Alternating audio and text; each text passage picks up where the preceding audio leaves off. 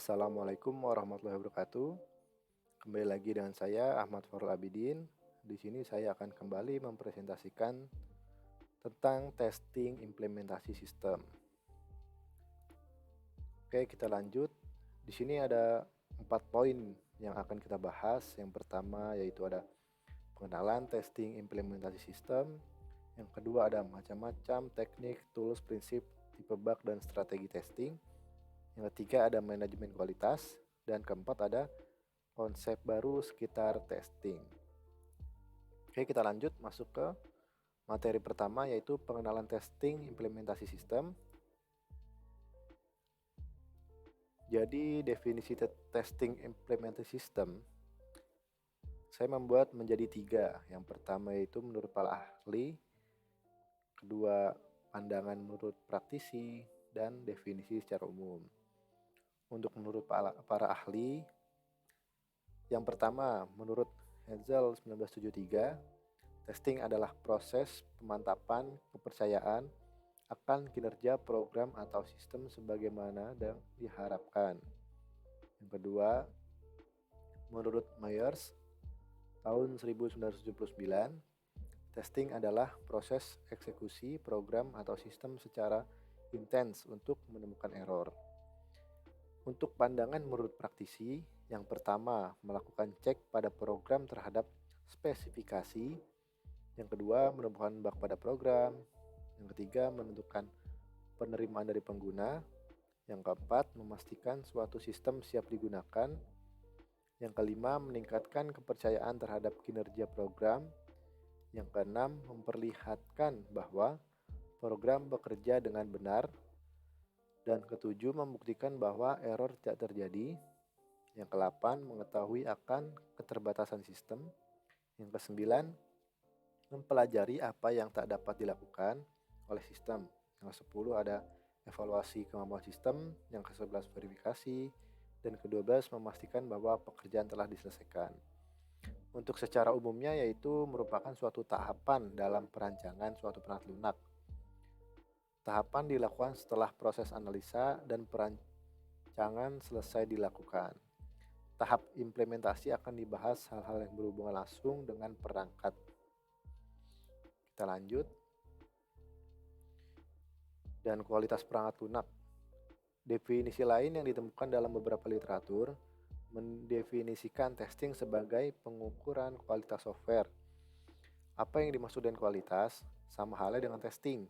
Pengertian kualitas bagi tiap praktisi dapat berbeda-beda, karena kualitas memang merupakan suatu hal yang subjektif dan abstrak. Testing dan kualitas sistem. Software berkualitas adalah software yang bebas error dan bug secara objektif, tepat waktu, dan dana, sesuai dengan kebutuhan atau keinginan dan dapat dirawat. Pengertian kata objektif adalah suatu proses pembuktian yang terstruktur, terencana, dan tercatat, terdokumentasi dengan baik. Pendekatan yang objektif sangat diperlukan. Karena apa? Karena kualitas adalah suatu hal yang tidak nyata dan subjektif. Nah, kita lanjut ke pembahasan kedua yaitu macam-macam teknik, tools, prinsip, tipe bug, dan strategi testing. Jadi unit testing itu apa sih? Yaitu suatu pekerjaan yang harus dilakukan ketika mengembangkan suatu produk, terutama produk software. Kenapa? Karena pekerjaan ini sangat penting untuk memastikan kualitas setiap komponen yang ada di dalamnya. Pada umumnya, dikerjakan oleh seorang software tester atau software developer.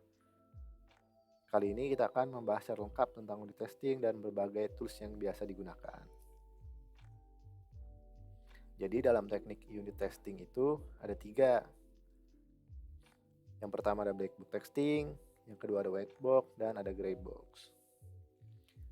Jadi black box testing sendiri pengujian yang dilakukan agar bisa meninjau input dan juga output dalam suatu sistem software tanpa mendalami internal program software itu sendiri.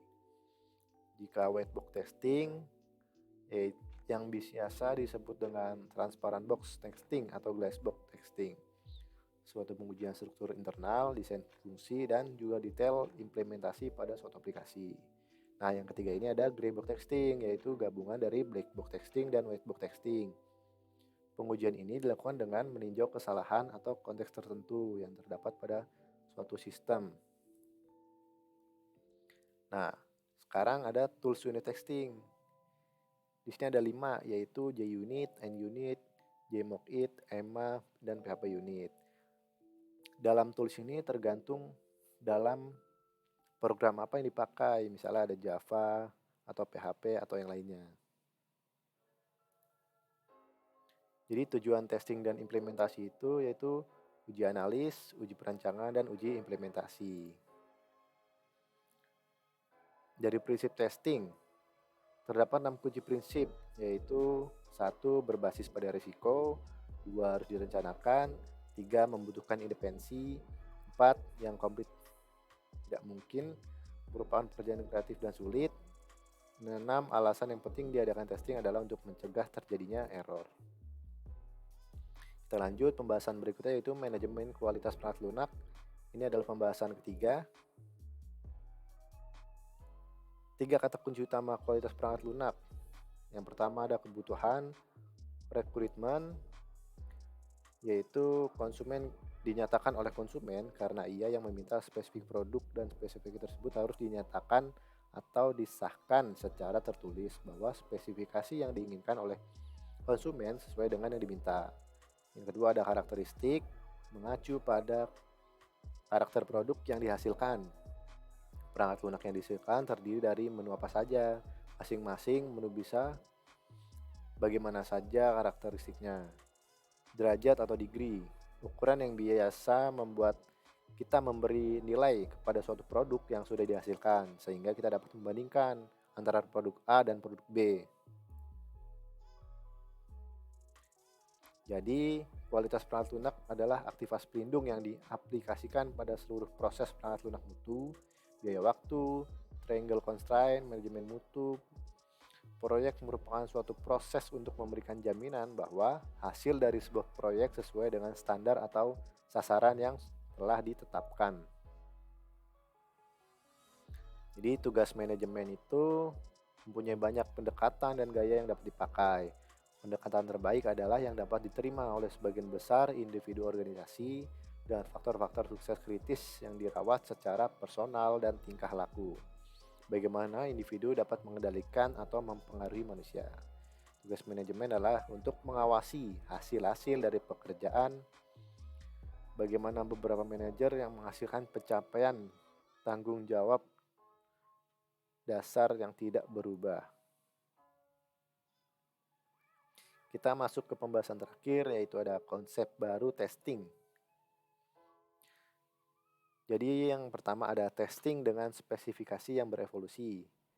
Model waterfall tradisional dari pengembangan sistem yang telah ada sejak sekitar 25 tahun yang lalu dikembangkan untuk memecahkan masalah pada situasi pengembangan dalam waktu yang singkat, di mana masalah yang ditangani tidak dianalisa, dipahami dengan baik, serta solusi yang diajukan tidak didesain dengan baik pula. Dalam pendekatan waterfall terdapat serangkaian fase terencana dengan suatu penanda akhir fase sebelum bergerak ke fase berikutnya. Fase-fase utama adalah analisa, desain, pemrograman, testing, dan instalasi.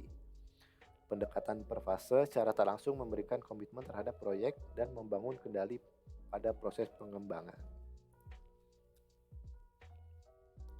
Untuk yang kedua ada testing berorientasi objek.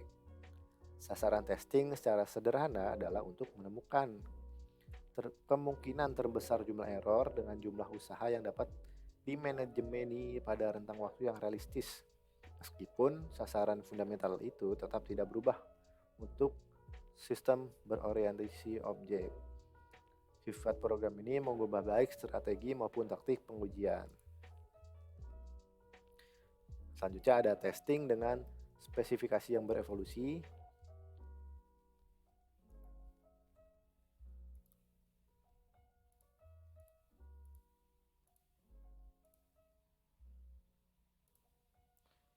Maaf, yang terakhir ada clean room testing. Jadi strategi dan taktik clean room testing secara mendasar berbeda dengan pendekatan testing. Metode konvensional menarik serangkaian test case untuk mengungkap kesalahan, pengkodean, dan desain. Tujuan clean room testing adalah untuk memvalidasi persyaratan software dengan memperlihatkan bahwa suatu sampel statistik dari kasus-kasus penggunaan telah dieksekusi dengan baik. Jadi untuk penjelasan ini cukup sampai di sini saja. Mohon maaf jika masih ada banyak salah dan suatu hal yang tidak benar. Mohon dikoreksi.